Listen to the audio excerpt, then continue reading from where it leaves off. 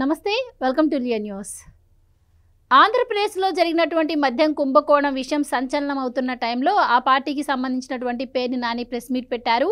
జగన్మోహన్ రెడ్డి హయాంలో మద్యం కుంభకోణం జరగలేదు, కూటమి ప్రభుత్వం అధికారంలోకి వచ్చాకే ఆంధ్రప్రదేశ్లో మద్యం ఏరులై పారుతుంది, ప్రజలకు మంచినీళ్ళ కన్నా కూడా మద్యమే ఎక్కువ దొరుకుతుందని ఆయన ఆరోపించడం అయితే జరిగింది.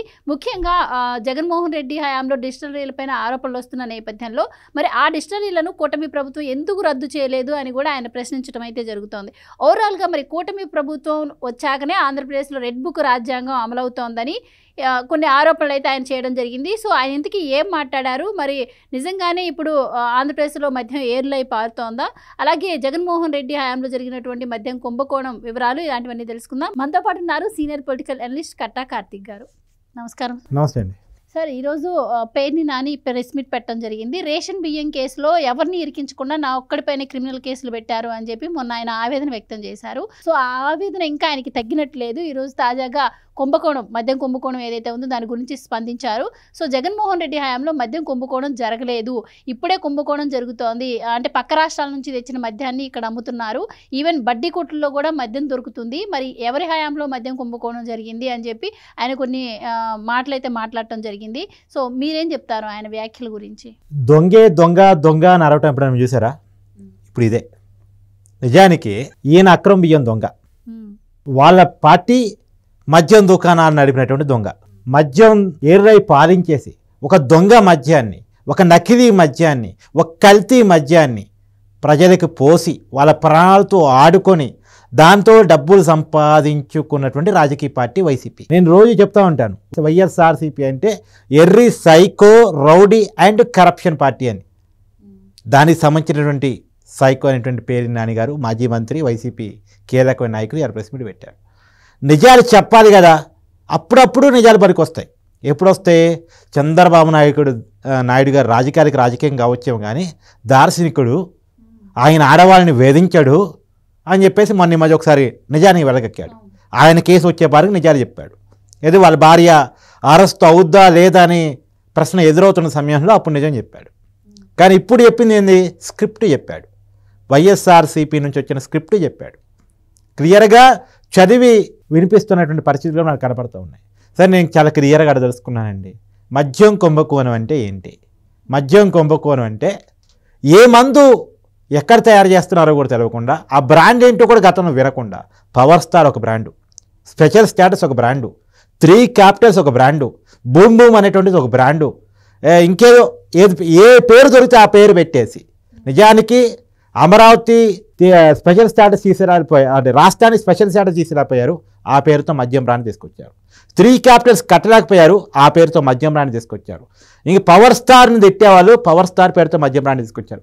ఏ పేరు దొరికితే ఆ పేరు పెట్టేసి నకిలీ మద్యం షాపులో పెట్టి అవి తప్ప నేషనల్ ఇంటర్నేషనల్ బ్రాండ్ దొరకవు అని చెప్పేసి, అది కూడా క్యాష్ అండ్ క్యారీ పద్ధతులు, కార్డ్స్ ఉండవు, ఫోన్పేలు ఉండవు, గూగుల్ పేలు ఉండవు, నో యూపీఐ ట్రాన్సాక్షన్ అని చెప్పేసి మద్యాన్ని అమ్మేసి, నిజానికి టీ కొట్టు దగ్గర కూడా 5 రూపాయలు 10 రూపాయలకు కూడా ఫోన్పేలు గూగుల్ పేలు అవైలబుల్ ఉన్నటువంటి సమయంలో కేంద్ర ప్రభుత్వం క్యాష్లెస్ ట్రాన్సాక్షన్ ఎంకరేజ్ చేయండి, కరోనా పరిస్థితులు ఉన్నాయి కాబట్టి క్యాష్లెస్ మాత్రమే వాడండి అని చెప్పినప్పటికీ కూడా ఆంధ్రప్రదేశ్లో కేవలం క్యాష్ అండ్ క్యారీ పద్ధతిలో మద్యాన్ని అమ్మి పెద్ద ఎత్తున డబ్బులు కొల్లగొట్టినటువంటి పార్టీ ఏదైనా ఉంటే వైఎస్ఆర్సీపీ. ఫస్ట్ లిక్కర్ తయారీ వాళ్ళ చేతిలో పెట్టుకున్నారు, తర్వాత లిక్కర్ షాపులు ప్రభుత్వం చేతిలో తీసుకొచ్చారు. వీళ్ళు ఇచ్చిన హామీ ఏంటి? సంపూర్ణ మద్యపాన నిషేధం. ఇవాళ ఏదో చెప్తున్నారుగా పెన్నా నీతులు, బడ్డీ కొట్లో మద్యం అమ్ముతున్నారు సార్, ఎక్కడ పడితే అక్కడ మద్యం దొరుకుతుందని. అసలు మద్యపాన నిషేధం చేస్తానన్నటువంటి వైసీపీ ఎందుకు మద్యపాన నిషేధం చేయలేదు? పేర్నాని గారు చెప్పగలదా? మద్యపాన నిషేధం చేయకపోగా ఈ మద్యం షాపులను తాకట్టు పెట్టి లోన్ తీసుకొచ్చాడు. అంటే మద్యం షాపును నడుపుతాను, దీని ద్వారా వచ్చే ఆదాయంతో అప్పు తీరుస్తాను అని చెప్పేసి మద్యం కార్పొరేషన్ ద్వారా కూడా లోన్ తీసుకున్నటువంటి మహానుభావులు వైసీపీ నాయకులు. అవునా కాదా?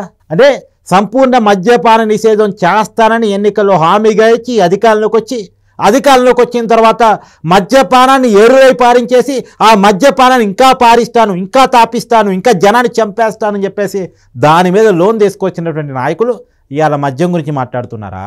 ఎంత దుర్మార్గం ఇది! నేను చాలా క్లియర్గా వీళ్ళు చేసినటువంటి స్కామ్ చెప్పగలను. ఏంటి అంటే, ఫస్ట్ వీళ్ళు తయారీ సంస్థలు వీరి చేతిలో పెట్టుకుంటారు, లిక్కర్ తయారీ సంస్థలు వీరి చేతిలో పెట్టుకుంటారు. నకిలీ మద్యాన్ని తయారు చేస్తారు. అంటే సహజంగా మద్యం తయారీకి కొనమానాలు ఉంటాయి, కొన్ని ప్రామాణికాలు ఉంటాయి. వాటేమీ పాటించకుండా వీళ్ళు తయారు చేస్తారు. తయారు చేసిన దాన్ని సహజంగా ప్రభుత్వం బెవరేజ్ కార్పొరేషన్ కొంటది. బెవరేజ్ కార్పొరేషన్ కొని మద్యం షాపులకి సప్లై చేస్తాయి. కానీ ఇక్కడ బెవరేజ్ కార్పొరేషన్ చంపేస్తారు. బెవరేజ్ కార్పొరేషన్ అని పక్క పెట్టేస్తారు. డైరెక్ట్గా మద్యం షాపులు ప్రభుత్వం చేతుల్లోనే ఉంటాయి కాబట్టి మద్యం షాపు నుంచి డైరెక్ట్గా లిక్కర్ తయారీ సంస్థల దగ్గర ఆర్డర్ ఇచ్చుకుంటారు. నిజానికి బెవరేజ్ కార్పొరేషన్ మధ్యలో ఉంటే ఏమవుతుందంటే 100 రూపాయల మద్యాన్ని 16 రూపాయలకు కొంటుంది లిక్కర్ తయారీ సంస్థల నుంచి. దాన్ని మద్యం షాపులకి 100 రూపాయలు సప్లై చేస్తాయి. అంటే 84 రూపాయలు కమిషన్ బెవరేజ్ కార్పొరేషన్ తీసుకుంటుంది. ట్యాక్స్లు కమిషను అంతా కలిపి బెవరేజ్ కార్పొరేషన్ 84 రూపాయలు తీసుకుంటుంది. బెవరేజ్ కార్పొరేషన్ డబ్బులు ఎవరికి వచ్చినట్టు? ప్రభుత్వానికి వచ్చినట్టు. ప్రభుత్వం యొక్క సంస్థ కాబట్టి ప్రభుత్వానికి వచ్చినట్టు. కానీ ఇక్కడ డైరెక్ట్గా మద్యం షాపులు 100 రూపాయలకి, వాళ్ళకి ఎట్లా దొరికేది 100 రూపాయలకే, ఆ 100 రూపాయలకి డైరెక్ట్ లిక్కర్ తయారీ సంస్థల నుంచి కొనుగోలు చేస్తాయి. ఈ లిక్కర్ తయారీ సంస్థలకి అంటే 84 రూపాయలు ఎవరికి వచ్చినాయి? ఇక్కడ లిక్కర్ తయారీ సంస్థల చేతుల్లోకి వెళ్ళిపోయినాయి. మామూలు 16 రూపాయలు దొరకాల్సిందని 100 రూపాయలకు కొన్నారు. అంటే 84 రూపాయలు బెవరేజ్ కార్పొరేషన్కి అంటే ప్రభుత్వానికి రావాల్సిన డబ్బు డైరెక్ట్ లిక్కర్ తయారీ సంస్థల దగ్గర ఆగిపోయింది. అంటే వైసీపీ నాయకుల తయారీ సంస్థలు వాళ్ళవే కదా. ఇప్పుడు నీకు క్లియర్గా చెప్తామేనండి. 2019 నవంబర్లో మద్యం పాలసీ వచ్చింది. జగన్మోహన్ రెడ్డి గారు అధికారంలోకి వచ్చిన తర్వాత కొత్త పాలసీ వచ్చింది. తర్వాత డిసెంబర్లో కొత్త లిక్కర్ తయారీ సంస్థ ఏర్పడింది. విజయసాయిరెడ్డి గారికి సంబంధించిన సంస్థ ఏర్పడింది. ఎగ్జాంపుల్, ఆ సంస్థకి ఆర్డర్లు పోతాయి. సరే, పుట్టగానే ఎవరైనా పెట్టి కన్నప్రశ్న చేస్తారండి. కానీ ఇక్కడ పుట్టగానే ఆ సంస్థ పెట్టగానే ఆర్డర్ ఇచ్చేస్తారు. 13,000 కోట్ల రూపాయలు ఆర్డర్ ఇచ్చేస్తారు. ఎలా ఆర్డర్ ఇస్తారో కూడా తెలియదు. వాడి తయారీ కూడా ఉండదు, వాడు తయారీ కూడా చేయలేడు. వాడు ఇంకెవరి నుంచో కొని వీళ్ళకి మద్యం సప్లై చేయాలి. అంటే తయారు చేయడానికి కూడా అవకాశం లేని, మ్యానుఫ్యాక్చరింగ్ లేనటువంటి ఒక యూనిట్కి ఆర్డర్ ఇచ్చేస్తారు. అంత పెద్ద ఎత్తున కుంభకోణాన్ని పాల్పడ్డారు. అంటే వీళ్ళు తయారు చేసేది వీళ్ళే, కమిషన్ నొక్కేది వీళ్ళే, సప్లై చేసేది వీళ్ళే, మళ్ళా సప్లై ఇవన్నీ చేస్తున్నారు. ఇంత పెద్ద ఎత్తున డబ్బులు కూడా పెట్టుకుంటున్నారు. కానీ కనీసం క్వాలిటీ అని ఇస్తున్నారా? నాన్ క్వాలిటీ మద్యాన్ని, అన్బ్రాండెడ్ మద్యాన్ని ప్రజలతో తాపిచ్చేసి ఆడుకున్నటువంటి వాళ్ళు ఇలా మద్యం కుంభకోణం గురించి మాట్లాడుతున్నారా? ఈ దేశంలో అనేక మద్యం కుంభకోణాలు బయటకు వచ్చాయి. కానీ వాటన్నిటికంటే కూడా ఒక పెద్ద కుంభకోణం, ఈ ప్రపంచంలోనే ఎక్కడా జరగదు అనుకున్నటువంటి కుంభకోణం ఏపీలో జరిగింది. అది కనుక బయటకు తీసుకొస్తే దేశం ఒక్కసారిగా అలర్ట్ అయిపోయింది.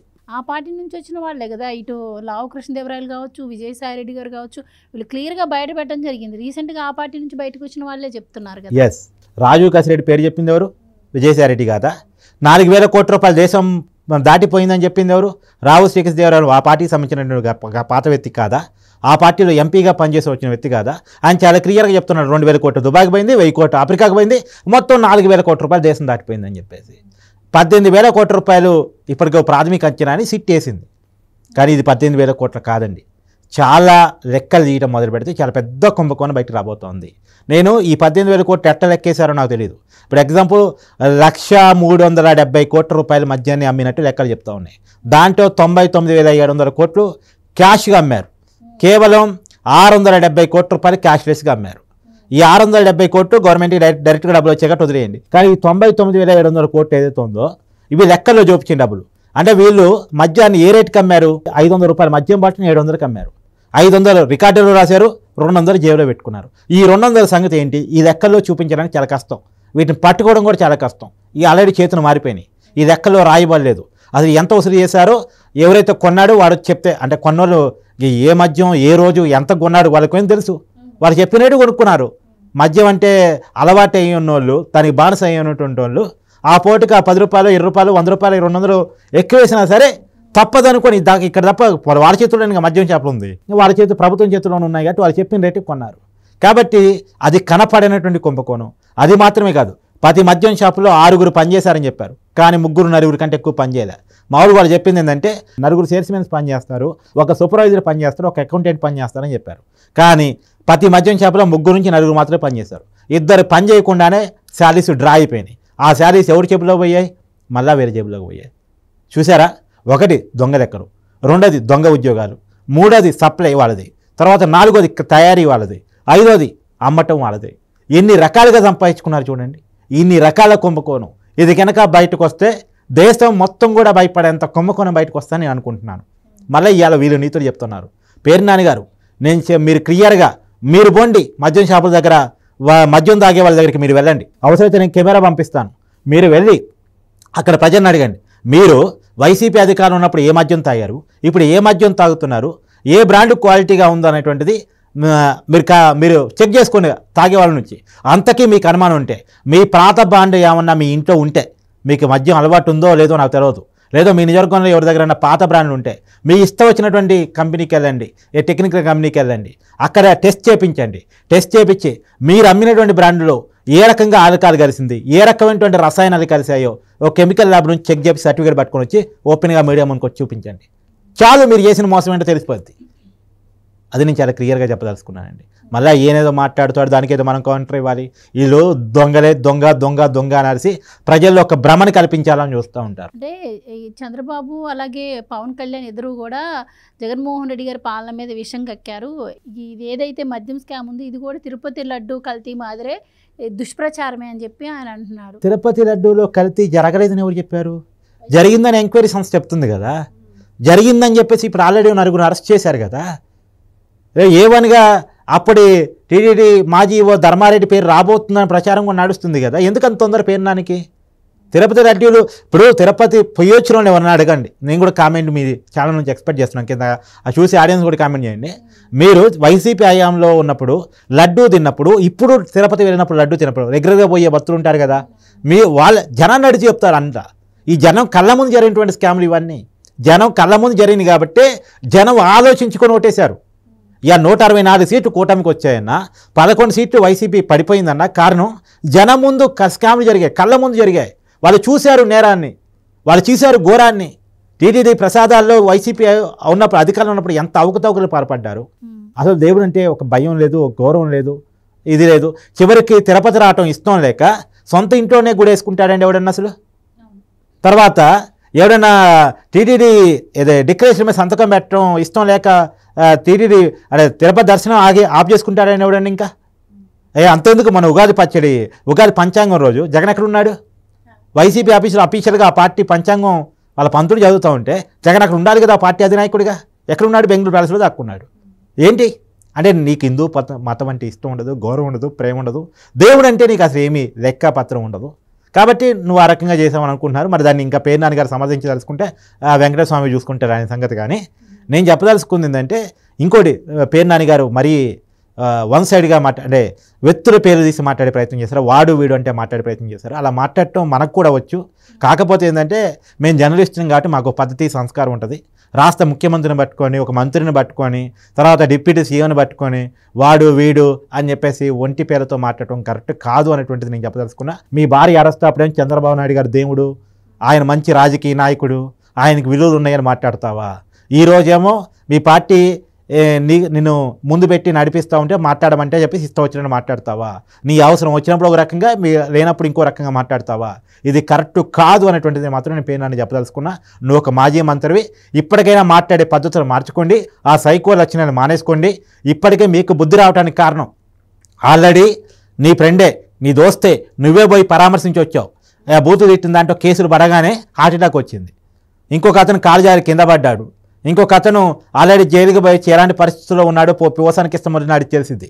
తర్వాత వల్లభనేని వంశీని పోయి పరామర్శిస్తే వల్లభనేని వంశీ పరిస్థితి ఏందో తెలిసింది. కాబట్టి నోరు జాగ్రత్తగా మాట్లాడితే నీకు సరిగా ఉంటుంది. పదవి పోయింది, జైలు జీవితం నీకోసం చూస్తూ ఉంది. ఇప్పటికైనా పద్ధతి మార్చుకోకపోతే నీకు నువ్వే ఇరుక్కుంటావు, ఇబ్బందులు పడతావు అనేది మాత్రం నేను పేరు నానికి చెప్పదలుచుకున్నానండి. థ్యాంక్ యూ సో మచ్ అండి. Please subscribe to Leo news for more videos.